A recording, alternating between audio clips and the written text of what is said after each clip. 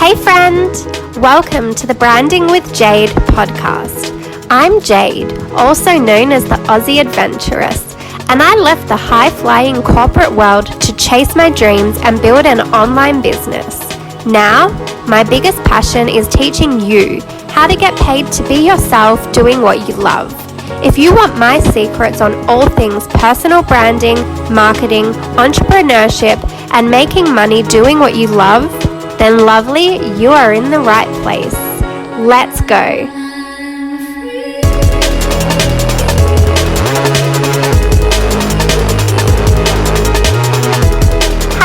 Hello, and welcome to episode 29 of the Branding with Jade podcast. I'm so excited to have you here yet again, and I have a very, very good topic to talk to you about today. It's all about 10 mistakes you're making on Instagram and how to fix them right now. Now, before I get into that, I just want to say, I mentioned last week that I was working hard away at my course and I wasn't sure if I was going to show up this week and I wasn't sure if I was going to get the course finished in time and all of that kind of stuff. And I just wanted to say I did it. It's such an amazing feeling to have completed it before the deadline that I had set for myself, because at the start of last week, I had no idea how I was going to make it happen. And every day I just took it one step at a time, and by the end of the week I had done it, and it was so amazing to come that far. So I just wanted to give you a little reassurance that if there's anything you're working on right now and it feels like it's so out of reach and so unattainable, just keep going. Just keep taking those little steps, and day by day you will get closer as well. So it's a really, really big, it might seem like a big thing that you're working on, but when you break it down step by step, it makes it so much easier to make it happen. So just some encouragement for you if you're feeling behind in anything right now. You've got this, you can do it, you're amazing.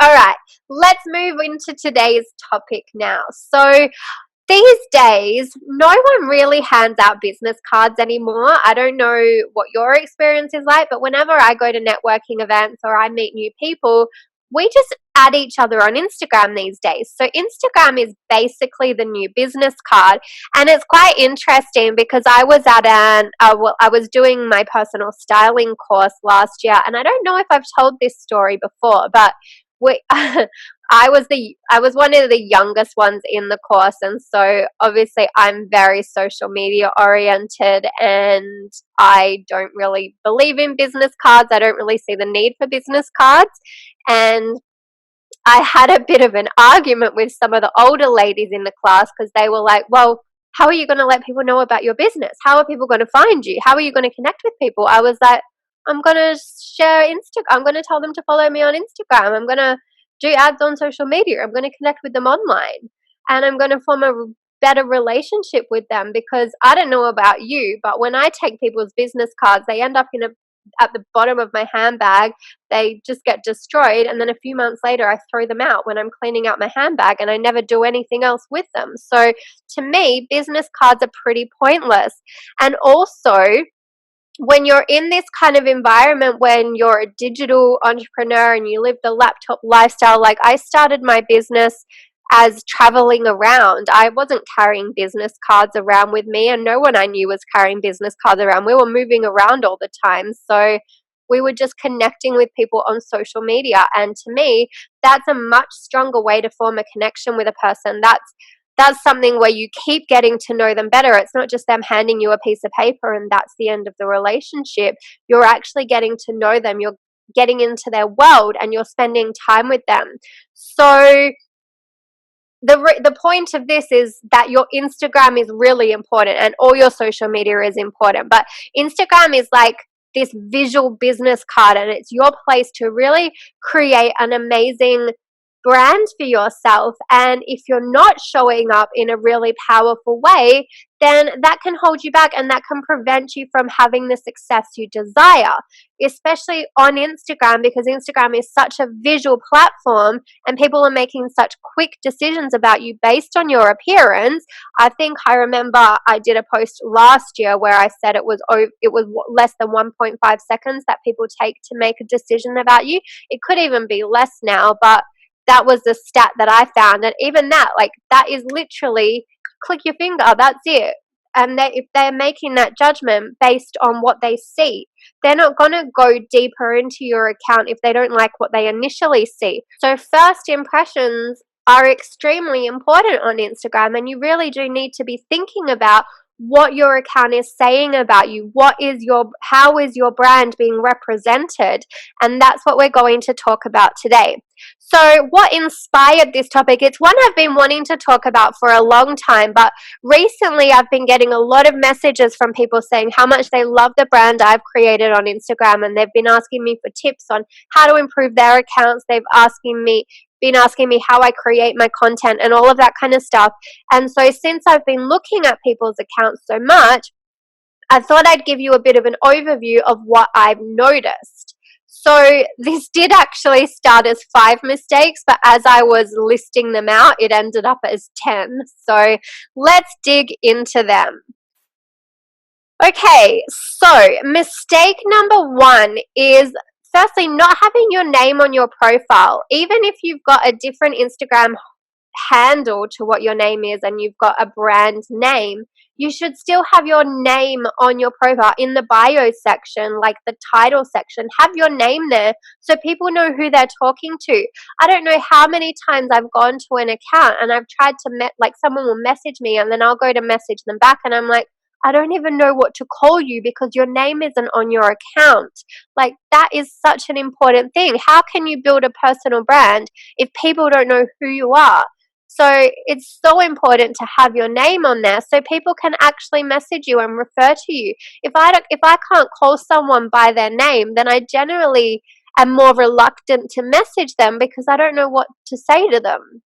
I don't know how to introduce myself and say, hey, how are you going? That kind of thing, because it's just generic. And when I have to write generic messages, I feel like it just comes across as like a bot or spammy message. And so I avoid doing it.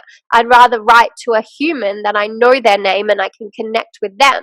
So that's a big thing. Have your name on your profile. The next thing is not having a clear bio that tells people how you can help them. So a lot of people just have these cute bios that say, oh, I love sunshine and rainbows and travel and this and that. And there's nothing about what they do or how they can help people. Now, let's be clear here. This is for people who are using Instagram for business. If you're just using it for personal use, then obviously it's just going to be personal and fluffy, and that's fine. But if you're using Instagram for business use, your bio is prime real estate. You need to be using your bio to tell people what you do. You need to make it as easy as possible for people to understand whether or not your account is one they want to follow. If they don't know what you do, then they don't know if you're going to be able to serve them. They don't know if they're going to get value out of your account. So being super clear about what you do and how you help people will really help them to make the decision about whether or not they want to stick around and get to know you more. The next thing I see so many people do, if you've got a business, you need to have a link in your bio. You need to be directing people somewhere, whether it's to your website or to a free offer that gets people to join your email list. Have a link in your bio so that you can get people off of Instagram and into your world in another way, because Instagram you don't own. Whereas if you have a website or if you have an email list, if people are connecting with you there, then they're more likely to stay in your world. If something was to happen to your Instagram followers and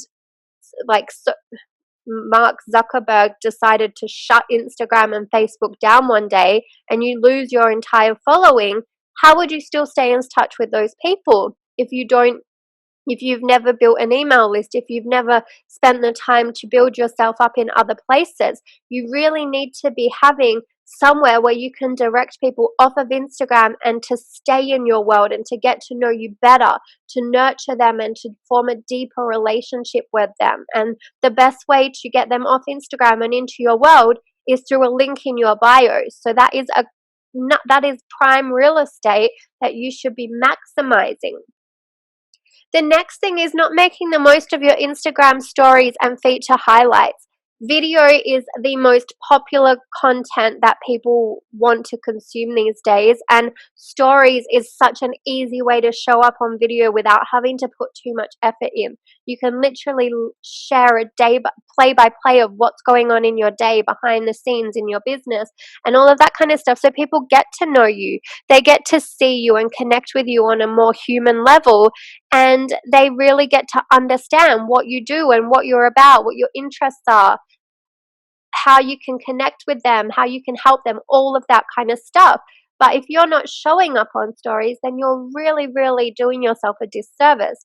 And then what you can do with those stories is you can create ones that feature on your profile, so that when somebody comes to your account and they do decide they want to stick around, they can go to your featured stories and get to know you even better based on what you've put there.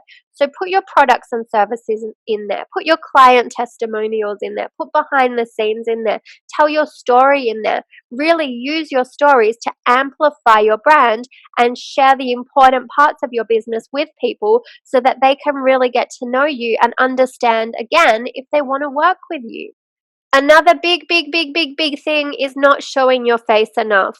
If you are running a business, you really need to be showing your face, because I've said this so many times, but people buy people. They don't buy products or services. And I don't know about you, but I know about a lot of my audience, because I've told them enough times to know that they don't follow faceless accounts. If I'm going to follow an account, I need to see a face on there. I need to get to know the person. There's so many people selling similar products and offering similar services. What's going to make you stand out is you. You are the special secret ingredient that makes your business different to other people's. So if you're not sharing that ingredient often, so that people can get to know who you are and people can get to like and trust you, then you're really leaving money on the table. You're leaving connections on the table. And the biggest currency these days is human connection. They want to get to know you. They want to understand your story. They want to know why you started your business, how you can help them. They want to connect with you. So the more you share your face, the quicker you form a bond with people, and the more likely people are to follow your account. It doesn't matter what type of business you have, your face should be on there sometimes, so that people can get to know the person behind the brand. People can get to know the person behind the business. That's really, really important. Another big thing that I see a lot of people doing is just posting for the sake of it and not putting any thought into their content.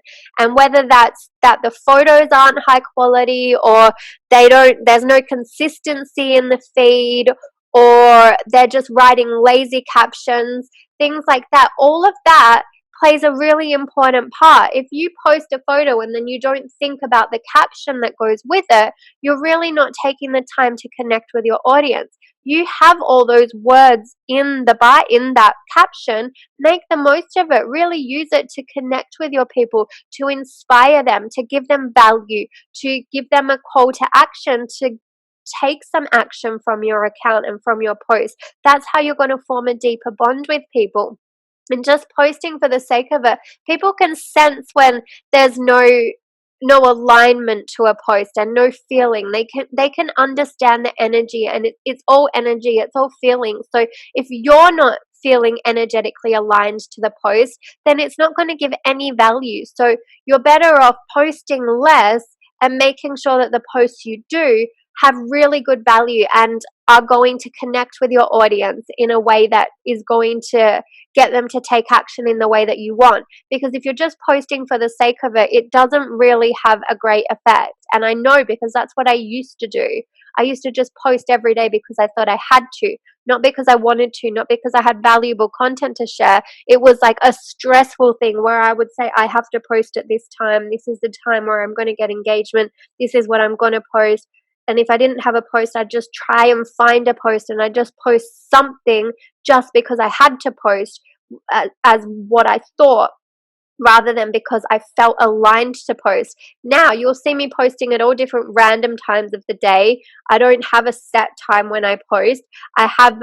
I do generally have content every day because I'm usually pretty well organized and I have lots to say and I have stories written weeks and months in advance, but it's not on the fly content. It's not stuff without meaning. There's always thought behind my content. There's always a reason why I'm sharing it, because it aligns with my vision and my values and my goal of my account, which is to teach people about personal branding and to let people know more about me so they can understand how I build my personal brand and get to know me better. So you really do need to think about your content. And when I say lazy captions, what I mean is no captions, just using hashtags or using pre-bought captions. If you're going to use captions that other people have given you, you need to make them your own. It's okay to get ideas, but make the captions your own. Just copying and pasting stuff is not going to get you interaction and engagement. I don't know how many times I've done hashtag searches when I'm trying to find new people to connect with, and I'll read the same thing over and over and over, and I'll be like, this has been posted by like 10 different people. And then you get the sense, well, who actually wrote it first? Who actually means this? And it's just not the nicest vibe, knowing that people are just copying and pasting and it's not their words, it's not their thoughts, it's not their feelings. Like, the more you share your own feelings and your thoughts, the more you're going to have a better connection with your audience. Another mistake that people make is not having cohesiveness to their feed. So again, this comes from not being organized and just posting on the fly, but you really want to have a consistent look and feel. Because Instagram is such a visual platform, you need to make sure it's visually appealing. So you can do that using apps that help you to edit your photos and enhance your photos so that they have a similar feel. You can get presets for Lightroom, and that way you apply the same preset to all your photos, so there's consistency there. You can get clear on your brand colors and make some brand stationery, so that when you come to making graphics for social media, you're always using the same colors and fonts, so there's consistency there, and so people start to recognize your brand, because this is all really important stuff. The more consistent you become, the stronger your brand becomes, and that makes it more memorable. People think of it because they'll see those colors, they'll see those fonts, and they'll instantly recognize it as your content. And when they can recognize your content, they'll notice your content more, because they'll think, oh, she's just always in my feed. And it's not that you're posting any more or any less than anyone else, it's just that there's consistency, and so it becomes more noticeable and memorable because people are seeing it regularly. So that's a really important thing to do. Another mistake that people make is not being themselves. A lot of the time I see people getting stuck in the comparison mode, and then they just try to be like everyone else instead of being themselves. You really want to just be yourself, embrace your quirks, embrace who you are, and really share that with the world. Be vulnerable, be real, show up, take selfies, do whatever it takes. Just be you, because the more you show up and be yourself, the more people will connect with you. It's all about connection. Another big mistake, which is a big no-no, is using bots and automation strategies. So bots is where you can connect your account to systems and tools that will go and like and follow and comment and engage for you. And trust me when I say it is not worth it. It does not work. It actually is just more detrimental to your account than anything. And I did it for many years on my old accounts, and that's why I decided to just start from scratch last year and start my brand new account, because the engagement on my other accounts was so rubbish, and the bots tend to target other bots, and you end up with ghost followers, and you end up with a bunch of followers that aren't your ideal clients, and it's not your audience, and it's not engaged, and it's just pointless. So don't focus on those vanity metrics. Focus on the real thing, which is connection. If you've got 1,000 followers that are engaged and excited to see your content, that's so much more valuable than having 70,000 followers that don't care about you and don't have any interest in what you're putting out there, which is basically what I had on some accounts. And it was just, but I didn't know any better. That's what I was taught when I first started online. And so that's what I thought was the way to grow. I didn't know better, and now I do know better, and I've learned the real engagement strategies and I've applied them to my new account, and I love this account so much more because I've genuinely connected with real people, and it's so much more valuable. So don't be tempted. It might grow your account, but it's not going to grow it with the right people. The only way you're ever going to grow your account with the right people is to do the work, put in the effort, and spend time engaging with others, and they will engage back. Which brings me to the next thing, which is engagement pods. I see so many people joining engagement pods, which is where you join a group and everybody shares their posts when they post them, and then everyone goes and comments on each other's posts, and it's so inauthentic and ungenuine. A lot of the pods, it's people that don't really have the same interests or the same kind of content, and so you're just trying to write comments that you don't really mean, and you're a lot of the time they just sound like bots anyway, and it just means that it's the same people commenting over and over again, and it skews your engagement and it doesn't give you real stats. You can't really tell what posts are performing because it's fake engagement all the time. So you're never going to gauge what your audience actually wants by being part of those engagement pods. So that's not worth it either. And the final mistake I see people making, this actually turns it into 11. Gosh, I always overdo myself. The final one is not using hashtags effectively, but it's a good thing that I'm not going to go into that one because that's a huge topic on its own. So I'll cover that one in a separate episode. So I just wrote it down, but I'm not going to go into it because it's a big one. So stay tuned for that one. I'll teach you more about that. I'm about to do some hashtag research, and I was going to do an episode once I've done that. So I will share more with you on that topic very, very soon. Another thing to know is Instagram is just one piece of the puzzle. When it comes to building a personal brand, there's so many other moving parts to be mindful of. But so once you've got Instagram mastered, you need to ask yourself how your brand looks everywhere else as well. Are you being consistent in all the areas, not just social media, but your website, your email marketing, in person as well?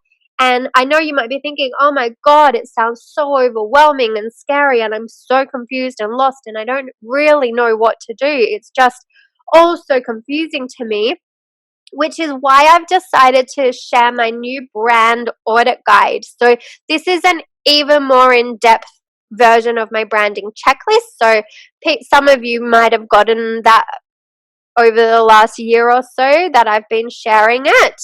But what I really wanted to do is I wanted to empower you with the questions you need to ask to really make sure that your brand is set up for maximum success. And that's exactly what this brand audit does. Now, this is actually inspired by a training that I created as a bonus inside my new program, Hiding to Shining.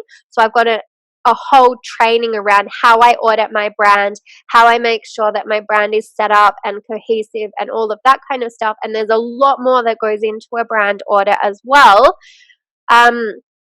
And so I've really wanted to put that in. So that's a bonus in my program, and anybody that joins Hiding to Shining gets that extra training as well. It's included as a pre-course bonus. So you can do that at any time. It's not part of the actual course content, but it's there for you to access and do at any time. But I really loved the information, and I thought it was way too good to keep secret.